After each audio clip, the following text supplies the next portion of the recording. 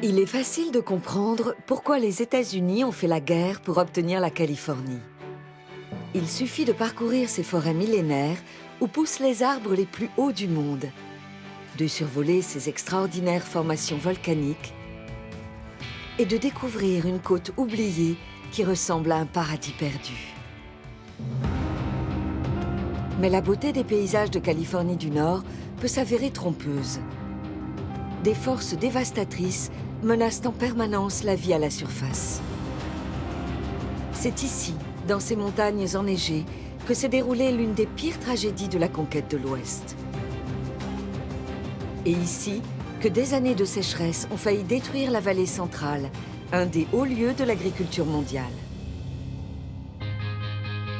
Mais les Californiens ont su résister aux assauts de la nature grâce à l'esprit hérité de leurs ancêtres. Car c'est ici que des pionniers américains ont défendu leurs terres contre le gouvernement mexicain. Qu'une pépite trouvée dans un ruisseau a déclenché une gigantesque ruée vers l'or.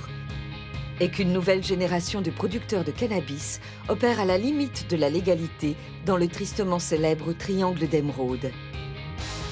C'est ici que sur une colline qui domine une baie, une petite mission espagnole a donné naissance à une grande métropole américaine, avec ses célèbres cable cars et ses rues en pente. Cette région qui borde le Pacifique regorge d'édifices exceptionnels, comme ses barrages ou ses ponts colossaux. Et tout ceci se trouve dans une seule moitié de la Californie.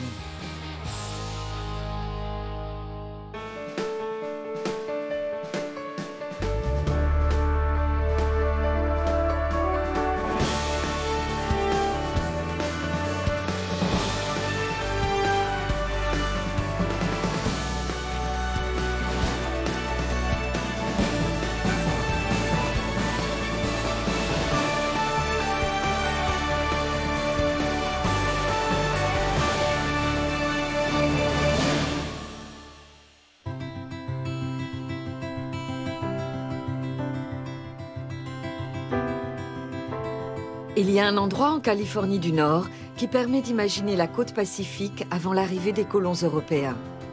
C'est un petit bout de littoral isolé où des montagnes abruptes plongent dans la mer. Cet endroit préservé est unique en Californie. C'est la seule partie du littoral où la Grande Route ne longe pas l'océan. C'est pour cela qu'on l'appelle la côte perdue. Quand vient l'été, les phoques se rassemblent sur les plages rocheuses. Les baleines grises élèvent leurs petits dans les eaux limpides du Pacifique.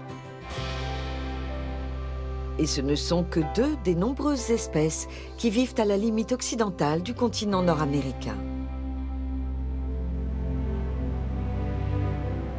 Cette partie de la côte perdue est une zone protégée créée par le Congrès en 1970. Pour l'atteindre, les randonneurs doivent parcourir plus de 40 km. Mais ils doivent prendre garde à ne pas se faire piéger par la marée sur ces plages bordées de falaises. Avant l'arrivée des colons, la Californie était très loin d'être inhabitée. Il s'agissait même d'une des régions les plus peuplées d'Amérique du Nord, probablement grâce à son climat tempéré.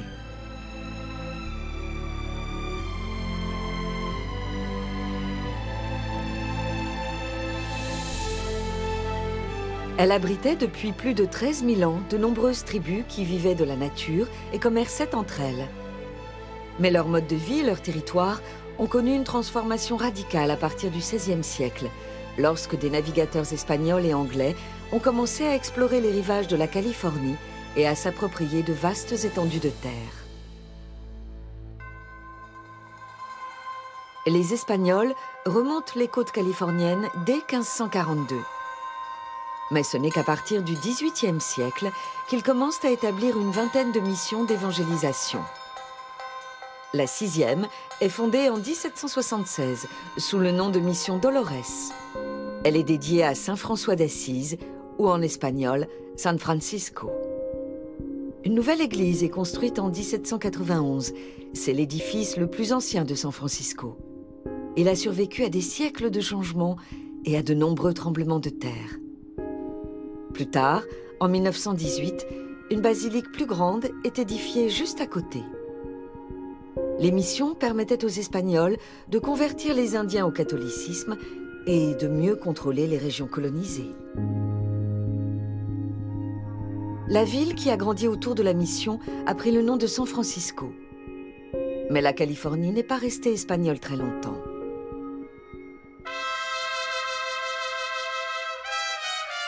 En 1821, le Mexique obtient son indépendance.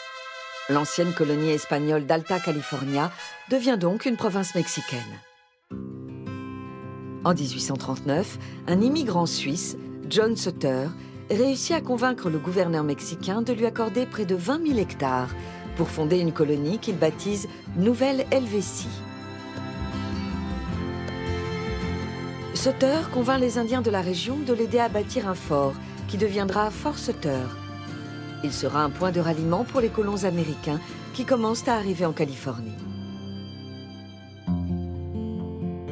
Mais les autorités mexicaines apprécient de moins en moins la présence de ces Américains et menacent de les expulser s'ils ne prennent pas la nationalité mexicaine. La réaction ne se fait pas attendre. En juin 1846, une poignée d'Américains décide de se rebeller. Ils prennent d'assaut la ville de Sonoma. Les rebelles, qui se surnomment eux-mêmes les Osos, les ours en espagnol, retiennent un général mexicain en otage et s'emparent de la caserne de la ville. Ils y font flotter leur drapeau orné d'un grizzly et d'une étoile, avec la mention « République de Californie ». Cette rébellion a aussi été appelée la révolte du drapeau à l'ours. De nos jours, le drapeau de l'État californien comporte toujours un ours et les mots « République de Californie » en hommage aux colons qui ont décidé de défendre leurs terres. Même si leur république a duré moins d'un mois. Le président américain James Polk voulait absolument intégrer la Californie aux États-Unis. Il propose de l'acheter au Mexique pour 25 millions de dollars. Les Mexicains ne veulent pas vendre et les Américains leur déclarent la guerre en mai 1846. Pendant le conflit qui dure 2 ans, la Californie continue à attirer les colons américains, malgré les risques qu'ils encourent durant le voyage.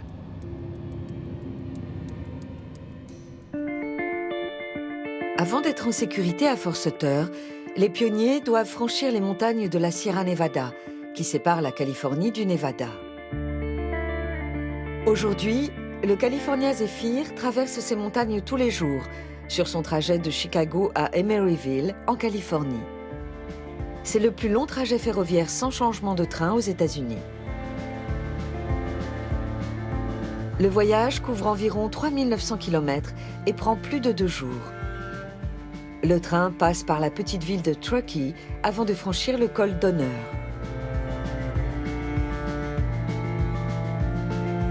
Le col tire son nom d'un groupe de pionniers qui a tenté de franchir les montagnes à pied, bien avant l'existence d'une voie ferrée ou même d'une route.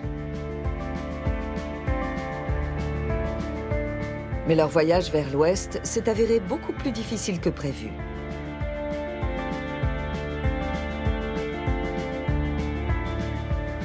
En octobre 1846, un groupe de 87 pionniers, connu sous le nom d'expédition d'Honneur, atteint le versant est des montagnes. Ils ont des semaines de retard sur leur itinéraire. Mal conseillés, ils ont voulu emprunter un raccourci, mais leurs chariots ont eu toutes les peines du monde à traverser les salons de l'Utah. Quand ils s'engagent dans les montagnes, la neige commence à tomber, 1 mois plus tôt qu'à l'accoutumée. Ils vont affronter un des pires hivers de l'histoire de la Sierra Nevada. Coincés par la neige dans les cols, ils montent le camp près d'une étendue d'eau aujourd'hui appelée lac d'Honneur.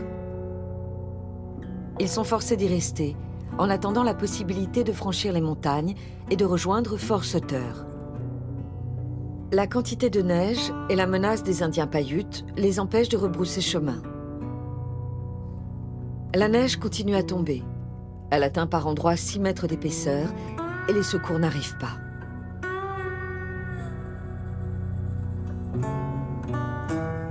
À la mi-décembre 1846, leurs vivres sont épuisés.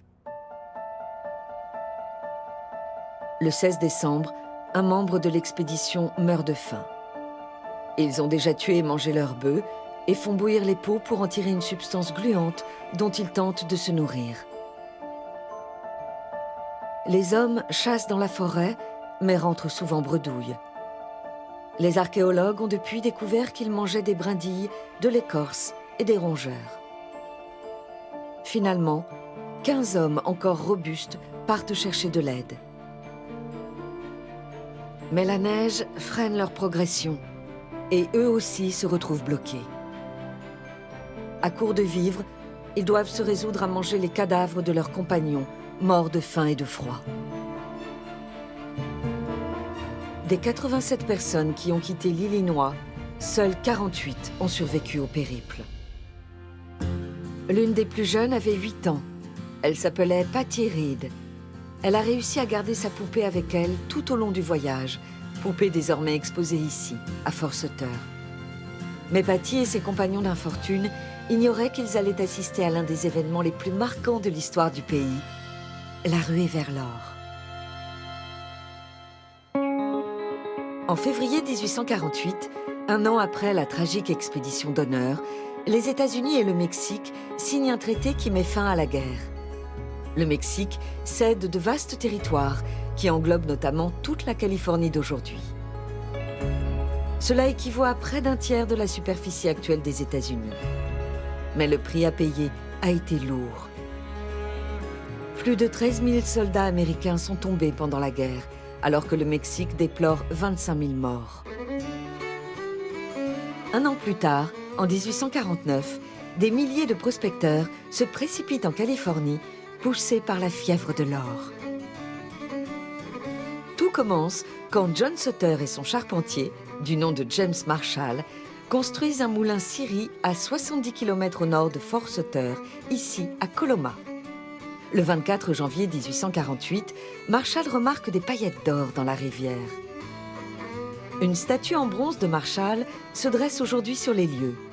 Dans la main droite, il tient une pépite d'or et de la gauche, il indique l'endroit où il a fait sa célèbre trouvaille.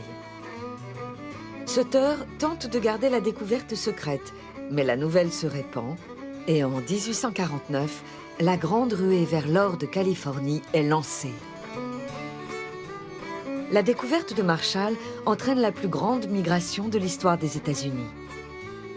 250 000 prospecteurs se précipitent d'Amérique et d'Europe pour patauger dans les cours d'eau californiens à la recherche d'un trésor.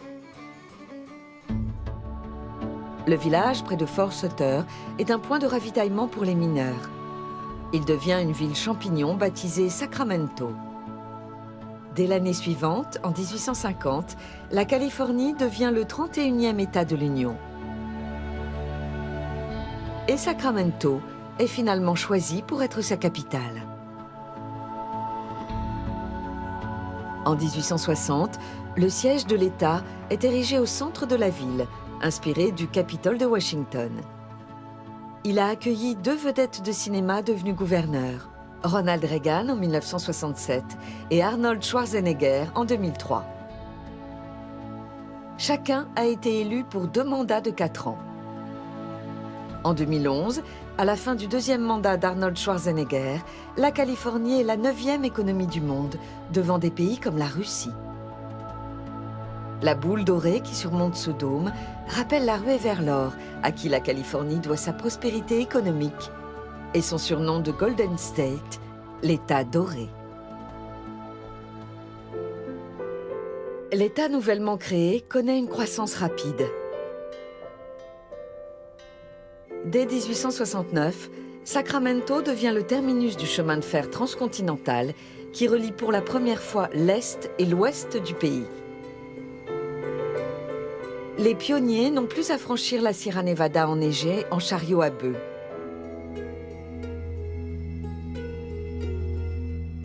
À l'époque, San Francisco est déjà un port important. Mais de vastes ranchs occupent toujours la plus grande partie des terres autour de la baie. Le paysage ressemble alors à ces magnifiques collines de Mendocino, au nord de San Francisco.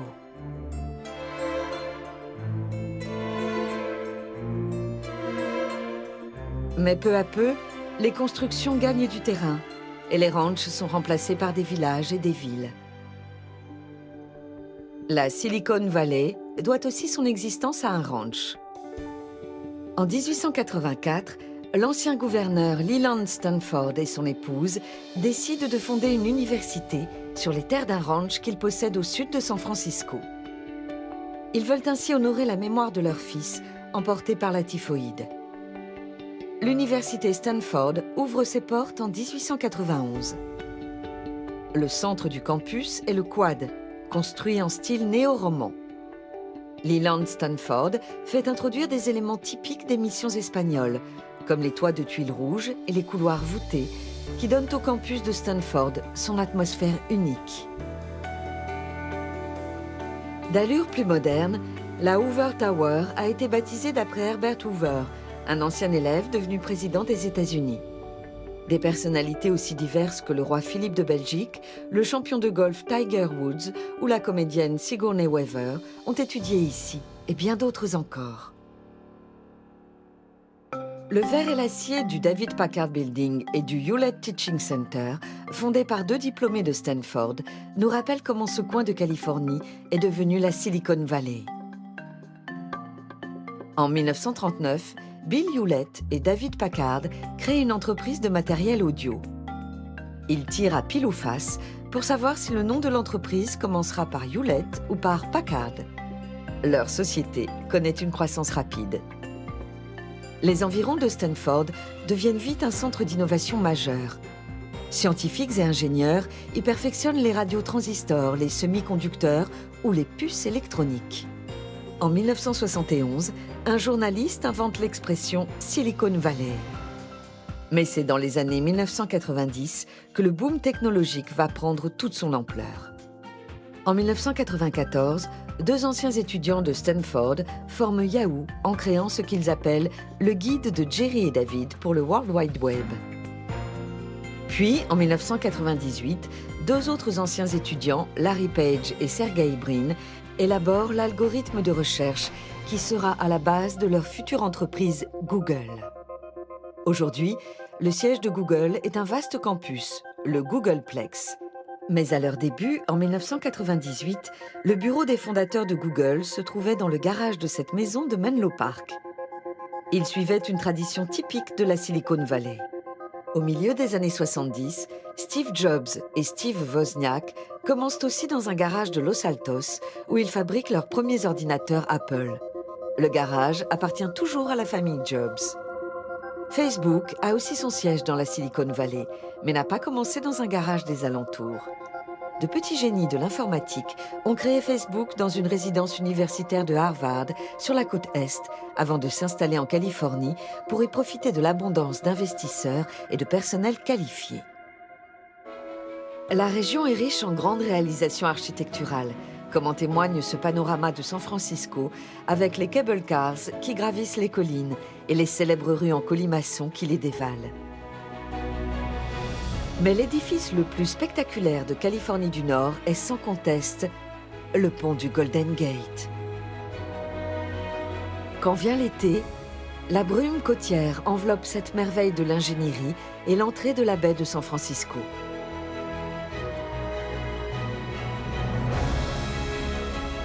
La brume se forme au large avant d'être aspirée dans la baie par l'air chaud qui s'élève de l'intérieur des terres.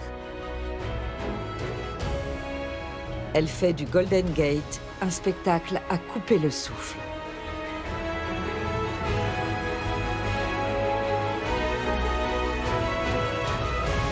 En 1579, Francis Drake, le premier navigateur anglais à remonter la côte de Californie, a raté l'entrée de la baie de San Francisco, probablement à cause d'un banc de brouillard comme celui-là. L'été, à San Francisco, les matins clairs sont rares. Mais la brume se lève souvent dans l'après-midi et le Golden Gate devient parfaitement visible. Cela facilite la tâche des capitaines de porte-conteneurs. Chaque jour, ces navires imposants passent sous le pont pour atteindre le port d'Oakland.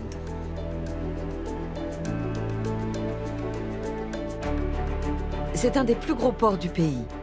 Il possède un gigantesque terminal destiné aux conteneurs. La légende veut que George Lucas, le réalisateur de La Guerre des Étoiles, ait été inspiré par les grues du port d'Auckland pour créer les chars d'assaut quadripodes dans son film L'Empire contre-attaque. Une grande partie des marchandises qui arrivent en Californie du Nord débarquent dans ce port. Une fois déchargés, les navires repartent en direction du Golden Gate en longeant Angel Island, la plus grande île naturelle de la baie. On l'a surnommée la Ellis Island de la côte ouest. À partir de 1910, des milliers d'immigrants venus d'Asie sont forcés de passer ici. Mais si Ellis Island, dans le port de New York, accueille les migrants venus des 4 coins du monde, Angel Island, elle, limite leur entrée dans le pays. En 1882, le Congrès américain, en réaction au chômage de masse qui sévit à l'époque, instaure une loi qui interdit aux immigrants chinois d'entrer aux États-Unis. La loi est ensuite étendue aux autres pays asiatiques. Angel Island sert donc de sentinelle. Des bâtiments d'accueil y sont construits. De nombreux Chinois s'entassent ici pendant des semaines, des mois, voire des années avant de se voir accorder le droit d'entrer dans le pays ou d'être renvoyés de l'autre côté du Pacifique. Ces lois sévères sont abolies en 1943. Ceux qui étaient détenus sur Angel Island avaient probablement l'impression d'avoir été envoyés ici, à San Quentin. C'est une des prisons les plus connues de Californie, située à quelques encablures d'Angel Island. La prison voit le jour en 1852 pour lutter contre la criminalité qui accompagne la ruée vers l'or. Elle dispose aujourd'hui d'une chambre d'exécution à injection létale, construite sous le mandat du gouverneur Schwarzenegger et très controversée. En 10 ans, de 1996 à 2006, la Californie a exécuté par injection létale 11 condamnés à mort. Mais San Quentin est aussi connu pour le basket. Une fois par an, l'équipe de NBA des Golden State Warriors, basée à Oakland, vient disputer un match contre une équipe de détenus. Au fil des années, la prison a accueilli certains des prisonniers les plus connus de Californie, comme Charles Manson, l'assassin de l'actrice Sharon Tate, ou le chanteur de country Merle Haggard. En 1957, à 18 ans, Haggard est envoyé à San Quentin pour un cambriolage. Là-bas, il assiste à un concert de Johnny Cash et décide de devenir chanteur à sa sortie 2 ans plus tard. En 1968, Johnny Cash enregistre un autre album live dans une prison californienne, la prison d'État de Folsom, au nord-est de Sacramento. L'album, intitulé At Folsom Prison, devient disque d'or et la chanson Folsom Prison Blues atteint les sommets du hit-parade.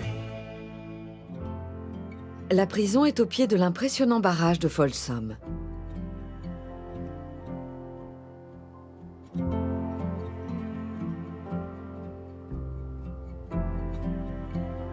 La région possède des paysages emblématiques de la Californie. Les eaux calmes du delta du fleuve Sacramento, les cultures qui bordent le delta,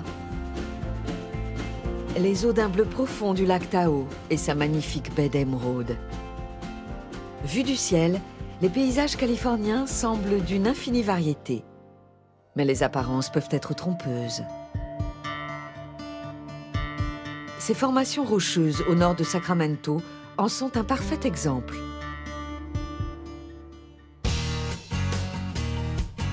À première vue, ces formations colorées au pied de la Sierra Nevada ressemble à une version californienne du Grand Canyon. On pourrait imaginer que le vent, la pluie et le temps ont érodé la roche. Mais en réalité, la nature n'est pour rien dans ce paysage tourmenté.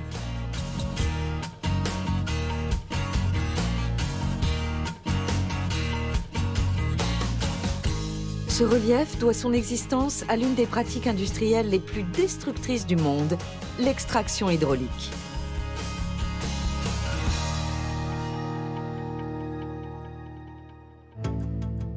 Lors de la ruée vers l'or de 1849, quand les principaux filons ont commencé à s'épuiser, les mineurs étaient prêts à tout pour extraire les derniers grammes des collines. Beaucoup sont venus tenter leur chance à North Bloomfield. De nos jours, ce n'est plus qu'une ville fantôme. Les prospecteurs détournaient les rivières et les ruisseaux environnants par un réseau de canalisation, puis envoyaient de puissants jets d'eau sur les collines pour arracher la terre et les rochers qu'ils filtraient ensuite à la recherche d'or. La méthode était expéditive et elle a dévasté toute la vallée. Le site est aujourd'hui protégé. Il s'appelle Malakoff Diggings. Du matériel rouillé jonche encore la vallée. La boue et les résidus miniers bouchaient les ruisseaux, inondaient les villages et les terres agricoles. Et la baie de San Francisco a pris une teinte brunâtre. En 1884, un juge statue que la pollution des cours d'eau à cause de l'extraction hydraulique doit cesser. Il s'agit là de la toute première loi environnementale adoptée aux États-Unis. Mais un siècle et demi plus tard, les collines ne s'en sont toujours pas remises.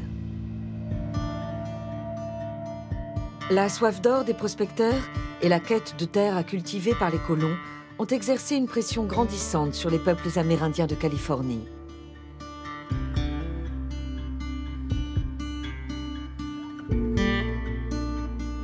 Particulièrement sur celui des Modocs. Leur histoire a connu un dénouement tragique, ici, dans ce qui est aujourd'hui le monument national Lava Beds. En 1873, les Modocs s'y retranchent et utilisent les tunnels dans la lave pour résister aux troupes fédérales qui voulaient les déplacer de force dans une réserve de l'Oregon. Pendant un temps, 60 guerriers Modocs repoussent les assauts de plus de 600 soldats. Le champ de lave où ils se sont réfugiés a été baptisé le bastion de Captain Jack, d'après le surnom de leur chef.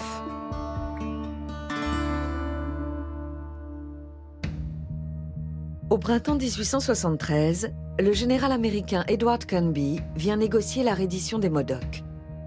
Captain Jack se méfie du général, mais il souhaite la paix. Cependant, poussé par son entourage belliqueux, il abat Canby de 2 balles en pleine tête et lui tranche la gorge. Une croix en mémoire de Canby se dresse à l'endroit de sa mort. Il est le seul général américain à avoir été tué pendant les guerres indiennes.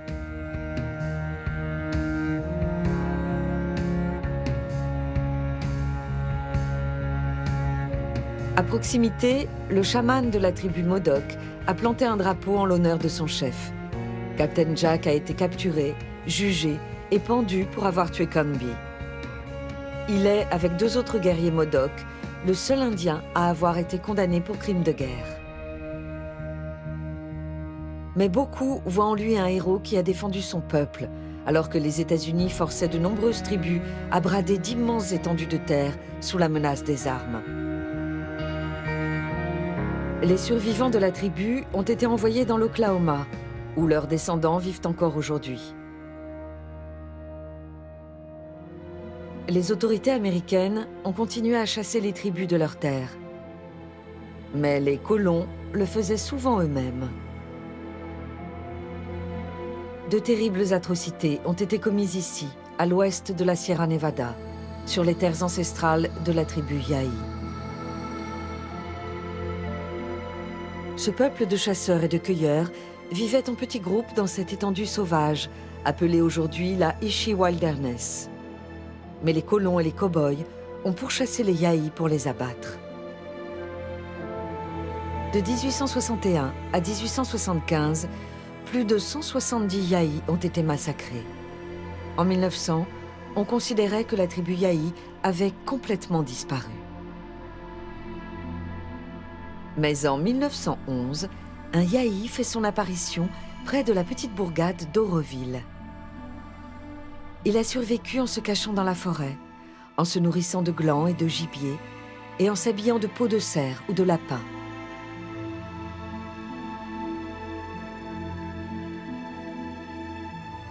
Deux anthropologues de l'Université de Californie l'appellent Ishi, ce qui veut dire homme en Yana, la langue de son peuple. Ishii passe les dernières années de sa vie à travailler pour un musée d'anthropologie de San Francisco. Le bâtiment a disparu, mais c'est là qu'Ishii enseigne aux chercheurs le mode de vie, les coutumes et les mythes de son peuple. Une fois les tribus indiennes chassées ou soumises, les pionniers transforment leurs terres. Les prairies sauvages deviennent des champs. La vallée centrale de Californie témoigne de ces efforts. Située entre les deux chaînes de montagnes, cette vaste plaine s'étend sur environ 700 km de long et 100 km de large. Les colons ont fait de la vallée centrale l'une des régions agricoles les plus productives au monde. Il y pousse des asperges, des artichauts, des amandes, des pommes et bien d'autres choses encore. Cette vallée de cocagne produit près de 25% de la nourriture du pays. Les bonnes années, les champs de la vallée sont arrosés par les eaux des montagnes qui l'entourent, ce qui permet même de faire pousser du riz. La demande mondiale de riz est si importante que les producteurs ont du mal à suivre. C'est pourquoi ils ensemencent leurs rizières en avion. En avril et en mai, les agriculteurs californiens plantent plus de riz par avion que n'importe où dans le monde. L'audace des pilotes évoque les numéros de voltige très populaires au début du XXe siècle. Les graines de riz sont si petites qu'elles sont difficiles à voir d'en haut. Les agriculteurs sèment en avion depuis les années 1920. Il faut avoir le cœur bien accroché. Ces rizières couvrent d'immenses étendues et les producteurs californiens savent que l'eau peut venir à manquer. C'est ainsi qu'en 2014, plus d'1 milliard d'euros de graines de riz n'a pu être planté à cause de la sécheresse. Il n'y avait pas assez d'eau pour inonder toutes les rizières. En 2013, la Californie a connu la pire sécheresse de son histoire. De nombreux champs de la vallée se sont transformés en poussière. Certains agriculteurs ont foré des puits directement dans la nappe phréatique pour ne plus dépendre de l'eau venue des montagnes. Cela fait plus d'1 siècle que la Californie fait face à des problèmes d'approvisionnement en eau.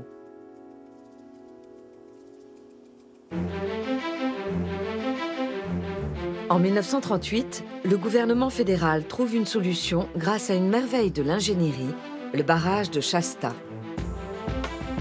C'est le plus grand du pays après le barrage Hoover à la frontière du Nevada et de l'Arizona. C'est l'un des nombreux barrages qui irriguent la vallée centrale. Il fait plus de 180 mètres de hauteur sur une base de béton de 250 mètres d'épaisseur. Le barrage de Shasta retient les eaux du fleuve Sacramento, qui forme un immense lac de retenue. Mais le lac de Shasta n'est plus ce qu'il était. Quand les eaux du Sacramento ont baissé à cause de la sécheresse, le niveau du lac a aussi diminué. Il ressemble à une gigantesque baignoire à moitié pleine. D'autres lacs de barrages californiens ont vu leur niveau baisser encore plus. Au-dessus du barrage de Shasta se dresse l'un des joyaux de la Californie du Nord. Les pentes enneigées du mont Shasta s'élèvent à plus de 4300 mètres. C'est le deuxième plus haut sommet de la chaîne des Cascades après le mont Rainier, dans l'État de Washington.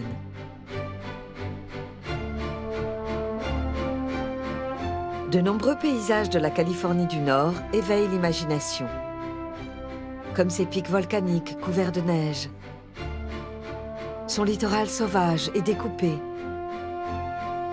ou l'opulence de sa vallée centrale. Mais rien n'égale un vol au cœur d'une forêt de séquoias centenaires. La cime de ces arbres majestueux peut dépasser la centaine de mètres.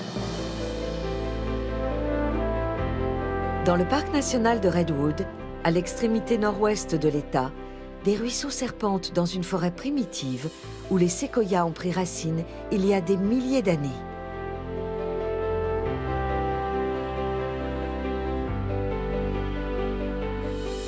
Le séquoia est le plus haut de tous les organismes vivants. Un arbre de cette forêt dépasse même les 115 mètres. 22 de plus que la Statue de la Liberté, socle compris. Baptisé Hyperion, c'est l'arbre le plus haut du monde et son emplacement est un secret bien gardé. Les séquoias à feuilles d'if peuvent vivre jusqu'à 2000 ans et leur tronc peut atteindre les 8 mètres de diamètre, du moins s'ils échappent aux bûcherons. Il y a moins de 2 siècles, des forêts de séquoias couvraient tout le nord de la Californie. Mais aujourd'hui, moins de 5% de ces arbres ont survécu. La destruction de ces colosses commence lorsque les chercheurs d'or coupent les premiers séquoias pour construire des maisons et des moulins. Une des principales compagnies d'exploitation forestière de l'époque appartient au Canadien William Carson. Il arrive en 1852 avec un attelage de bœufs pour abattre des séquoias. Il expédie le bois débité en planches depuis la baie de Humboldt, près de la petite ville d'Eureka. En 1884, Carson est à la tête d'une entreprise florissante. Il s'offre cette imposante demeure victorienne à Eureka. Naturellement, il la fait construire avec du bois de séquoia et avec 250 mètres cubes d'acajou blanc importés d'Amérique centrale. Elle est de nos jours transformée en club privé.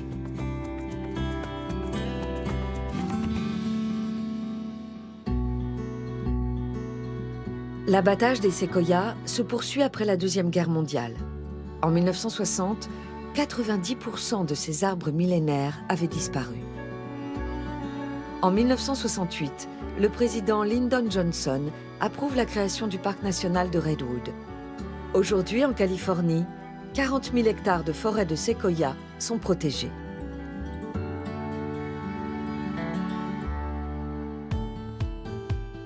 Le parc national de Redwood se situe dans ce qu'on a surnommé le triangle d'émeraude. Celui-ci couvre les comtés de Trinity, de Humboldt et de Mendocino. Il reste peu de séquoias sur ces collines. Mais on y assiste à une nouvelle ruée vers l'or, ou plutôt à une ruée vers l'herbe. Lorsqu'on survole les collines du triangle d'émeraude, on repère vite des serres remplies de plants de cannabis. Aux États-Unis, le comté de Mendocino est souvent considéré comme la capitale de la marijuana. Il y a des serres partout et souvent de très grande taille. Les premiers cultivateurs de cannabis sont arrivés ici dans les années 60.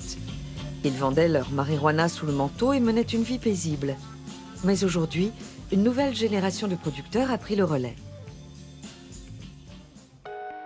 Les gens du cru leur reprochent de couper trop d'arbres et de causer du tort à l'écosystème. Un seul plant de cannabis peut consommer plus de 20 litres d'eau par jour. Certains producteurs sont prêts à tout pour faire pousser leurs plants, y compris forer des puits illégalement ou siphonner les conduites d'eau. La Californie autorise ses résidents à faire pousser du cannabis pour un usage personnel et médical. C'est ainsi que la plupart des producteurs justifient leur plantation. Mais une récolte de 20 plants peut valoir jusqu'à 250 000 $ dans la rue. C'est pour cela que des cartels de la drogue mexicains ou russes opèrent ici, dans le triangle d'émeraude. Mais sur le plan fédéral, faire pousser du cannabis reste un délit.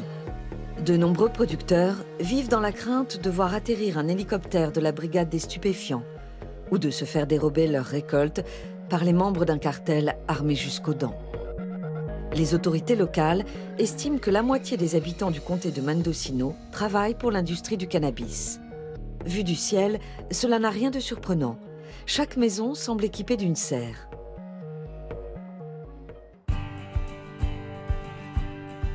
Une partie de la marijuana des fermes du triangle d'émeraude est vendue dans des pharmacies de la baie de San Francisco.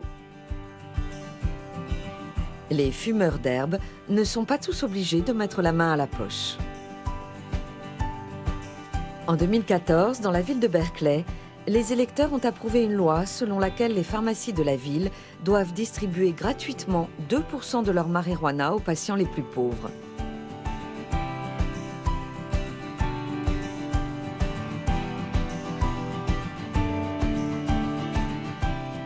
Du haut de ses 93 mètres, la Sather Tower est l'édifice le plus élevé de la ville. Située au centre du campus, elle est inspirée du campanile de la place Saint-Marc à Venise. Le campanile de Berkeley a été érigé en 1914. Son carillon de 61 cloches sonne chaque jour à midi.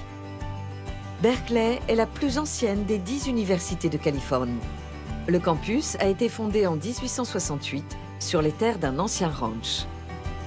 Forte de 22 prix Nobel parmi ses anciens étudiants, c'est l'une des universités les plus sélectives et les plus prestigieuses du monde. Mais la faille géologique de Hayward passe juste en dessous du campus. Elle a formé les collines sur lesquelles la ville est bâtie. La faille passe aussi sous le California Memorial Stadium, d'une ligne d'un but à l'autre. Un tremblement de terre pourrait tuer des milliers de spectateurs. En 2011, le stade a été adapté aux normes sismiques. Des amortisseurs géants aideront l'édifice à surmonter le méga tremblement de terre que chacun redoute dans la région. Quand le stade a rouvert en 2012, il y avait moins de crainte à avoir si un séisme frappait en plein match. C'est pourtant exactement ce qui s'est passé de l'autre côté de la baie, à Candlestick Park, en 1989.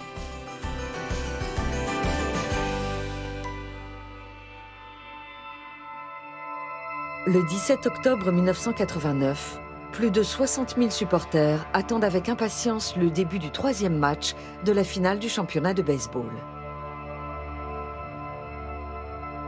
Les deux grandes équipes rivales de la baie s'affrontent, les San Francisco Giants et les Oakland Athletics.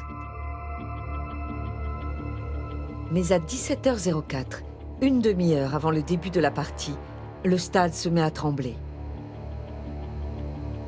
Les tribunes tanguent et la pelouse ondule comme une mer démontée. L'épicentre du tremblement de terre est localisé au sud de San Francisco, sous le pic Loma Prieta, dans les monts Santa Cruz, sur la célèbre faille de San Andreas.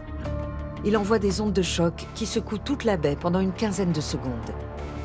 D'une magnitude de 6,9 sur l'échelle de Richter, ce tremblement de terre a été le premier à passer en direct à la télévision, ici, à Candlestick Park. Il n'y a eu aucune victime à déplorer dans le stade, mais le séisme a fait 63 morts et près de 4000 blessés.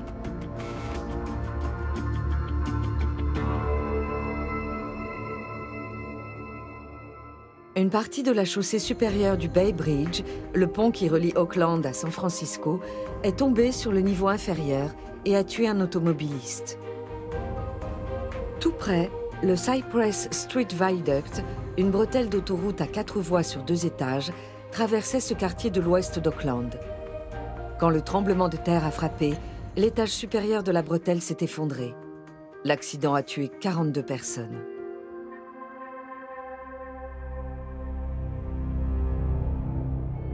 Aujourd'hui, la bretelle a disparu. Elle a été remplacée par un parc qui rend hommage aux victimes. Le tremblement de terre de Loma Prieta a montré au pouvoir public qu'en cas de nouveau séisme, les ponts et les infrastructures routières de Californie du Nord n'étaient pas prêts.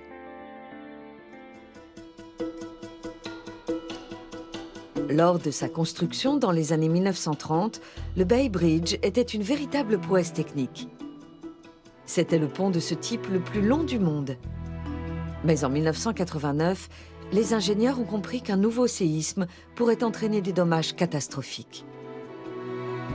Finalement, la solution a coûté l'équivalent de 6 milliards d'euros, avec la construction d'un nouveau pont plus résistant aux tremblements de terre, juste à côté de l'ancien. Le nouveau pont a ouvert le 3 septembre 2013, 24 ans après le tremblement de terre de Loma Prieta. Sa tour, de 160 mètres de haut, symbolise une région qui a su relever la tête après une catastrophe.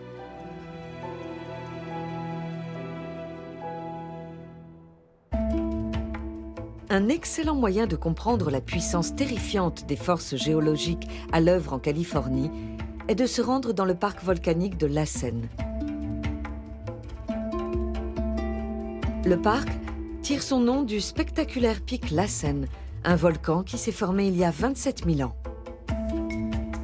Alors qu'on le considérait éteint, il est entré en éruption de 1914 à 1917. En 1915, une puissante explosion a projeté un nuage de cendres à 10 000 mètres d'altitude. Les débris volcaniques ont recouvert des centaines de kilomètres carrés. Le volcan est toujours actif grâce aux forces à l'œuvre dans le sous-sol. Ces forces sont visibles sur le versant sud de la montagne. Lorsque l'eau de pluie ou la neige fondue ruisselle au cœur du volcan, la roche en fusion la chauffe et la fait rejaillir à la surface. Cela crée des fumerolles, des mares de boue ou des sources chaudes. La vapeur de ces fumerolles peut dépasser les 160 degrés.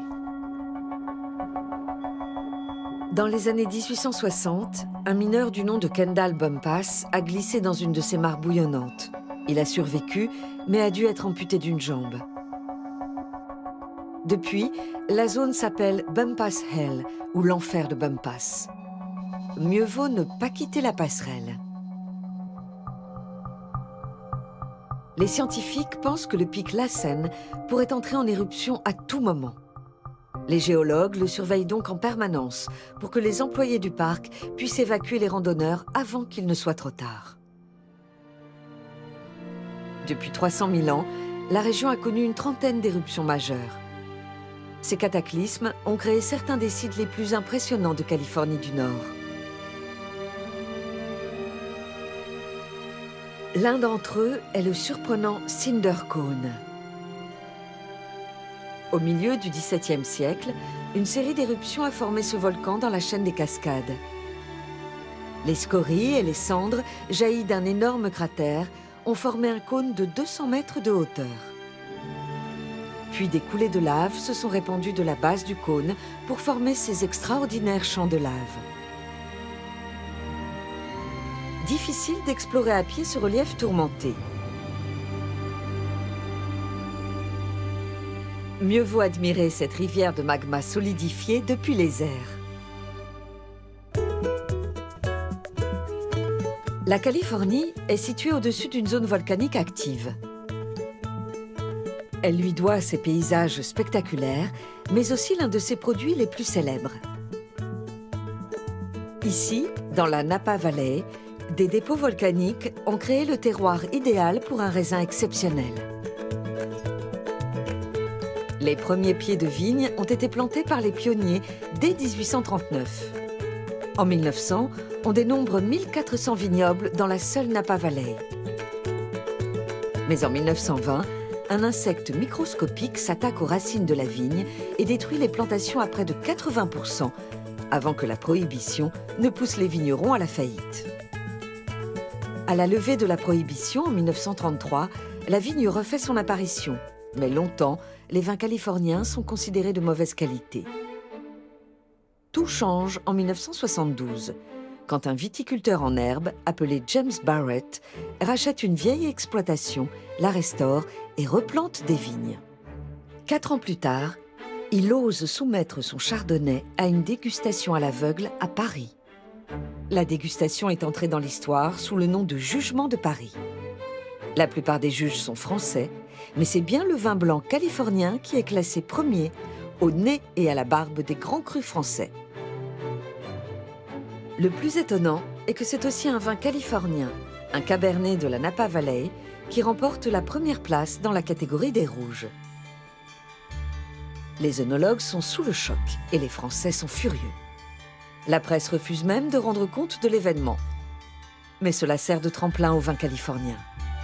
De nos jours, la Californie compte plus de 4000 domaines et les Américains boivent chaque année près de 25 millions d'hectolitres de vin californien. Une partie est même exportée vers la France.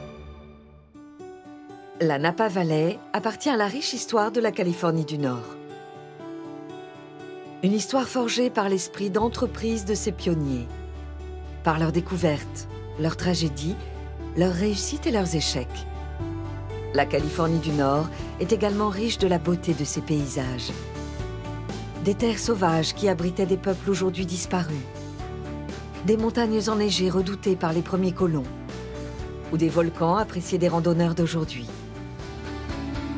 Elle fait partie de l'État le plus peuplé des États-Unis, mais on y trouve aussi le littoral le plus sauvage de la côte ouest. La Californie du Nord est une région à nulle autre pareille.